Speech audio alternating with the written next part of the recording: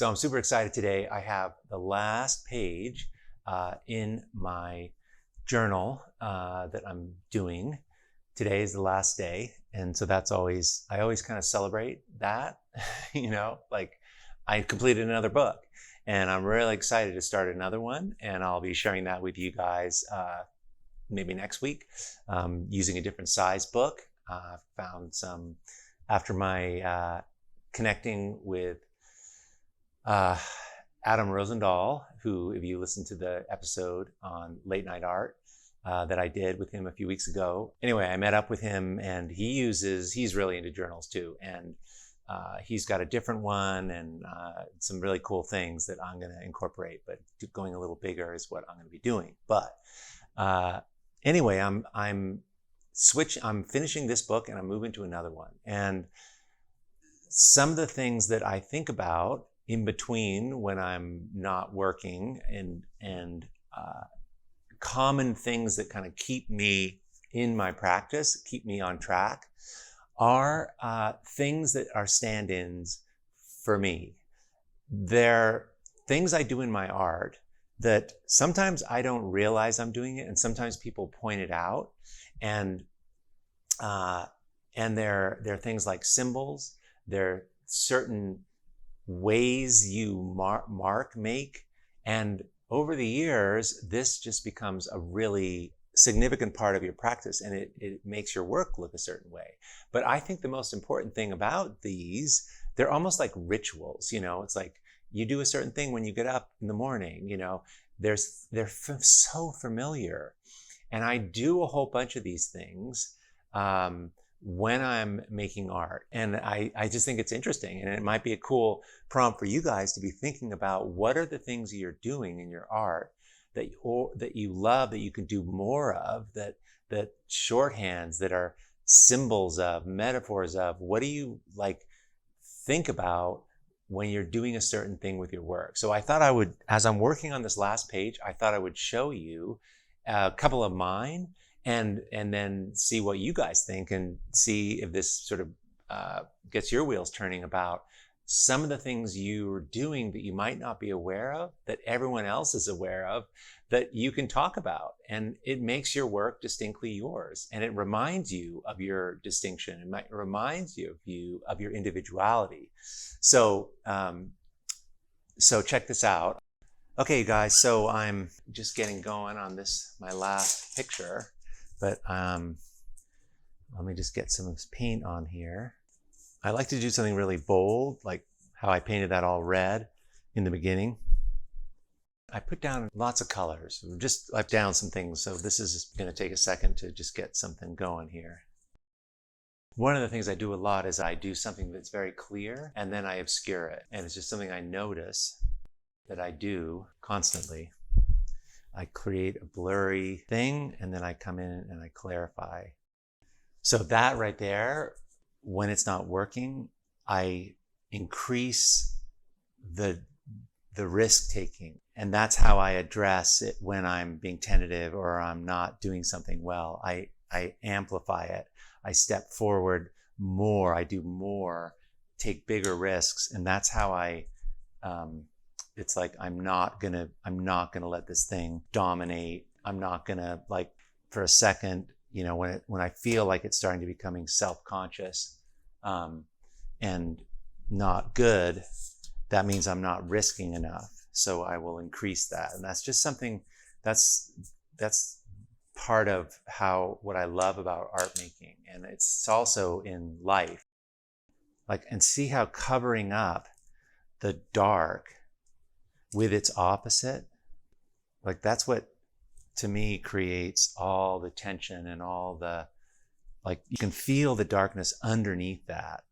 Once I get the picture going, I tend to draw a lot.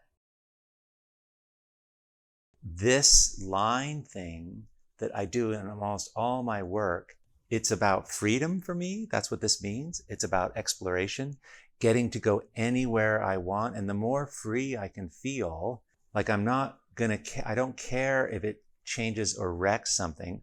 I am going to drive this wherever I want. And if I go too much, if this is too much, I can edit it, so it's not a big deal. I can minimize these lines, but they're in there. And so the lines, like that activates it for me. I was telling myself that I'm free in this, and the lines give me that feeling when I look at it. And I think when people look at it, they can see the same thing, which is a symbol of, is a ritual in my art. So as I'm doing this, think about what things you do that, until you say it, it might not be, this seems kind of different to you. It's like you have your own ways, your own certain things that you're doing you might not even be aware of, that other people don't, how they think about it. Now, the other thing that I do a lot, and I'll draw it, is I use symbols. That little part there that goes like this is from flowers. And that's what that is, when there's that little central part. That's a flower. That's a nod to what I love in nature. And it's all over my work. It's what my work is about. It's very nature-based. The other thing I was going to share is that I use this symbol, this infinity symbol. And I know we all know what an infinity symbol is, but I started doing it as line, just the way the lines go.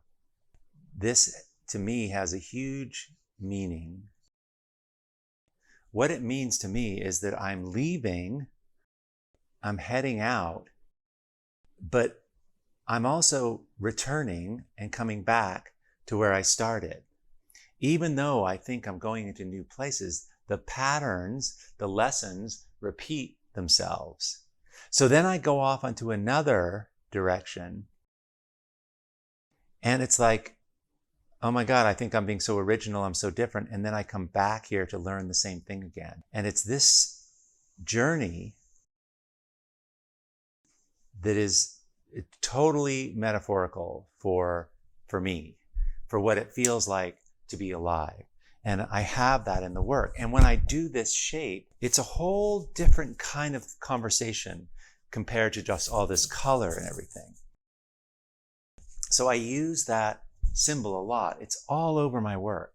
Large paintings, it's what I do when I'm not thinking, I don't know what to do, I'll just draw that. It's a reminder to me that I'm in a process and that I'm repeating myself. But as I come back around each time, I learn more. So it is an expansive process. It's not a rut, but it is an expansive process. And there's a humility to it in a way, that you think you're being a certain way, but really you're just being yourself over and over and over again. But you do get to change. You do get to learn from this process of coming back to yourself again and again and again and again and again, and it's just endless. So anyway, that's the last page in the journal. So I appreciate you being here. Let me know in the chat, in the comments, what you're, what things you're using that are rituals for you, that are symbols for you, that are stand-ins for you, that you do in your work, that come out in your work again and again and again. For many of these things, they've been there since you were a little kid. I know for me, the forms have changed a little, but they're the same things. I keep doing the same thing over and over again. So let me know in the comments.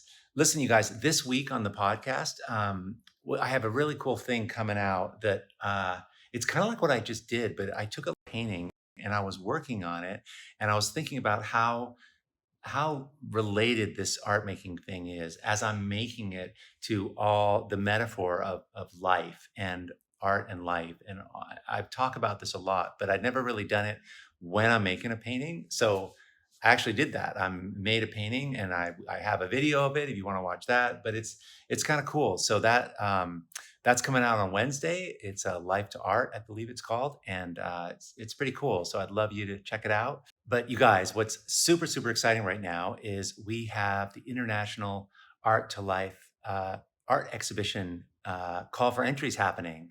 There's a link down below.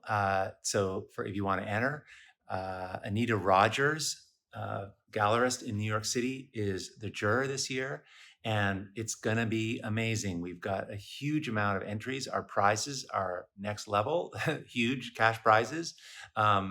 And I want you to check it out. So click on the link below, or go to a2lcallforentries.com, and you can read all about it, and see if it's the right time for you. We have a tremendous amount of Art to Life CVP alumni and Academy members and people that have gone through our programs who enter this show. And it's kind of great to see how far you've come, because this show's open. It's to the world, and we do really, really well. And I have nothing, we have nothing to do with it. It's just amazing art being put together, and there's thousands of entries and a huge amount of people that have come through our programs get into the final show. They pick about 60 to 80 pieces for the final show. Then there's prizes for the top 4 or 5. But anyway, check that out. You guys, thanks so much for being here. And let me know in the comments again about what it is that what's your stand-in your art making. I'd love to hear. Thanks so much for being here. Okay, bye you guys. Hey everyone, if you found this helpful, I have a whole lot more to teach, share, and inspire you with every single week. So join the Art to Life YouTube channel by clicking the subscribe button below. Okay, let's do this. Awesome.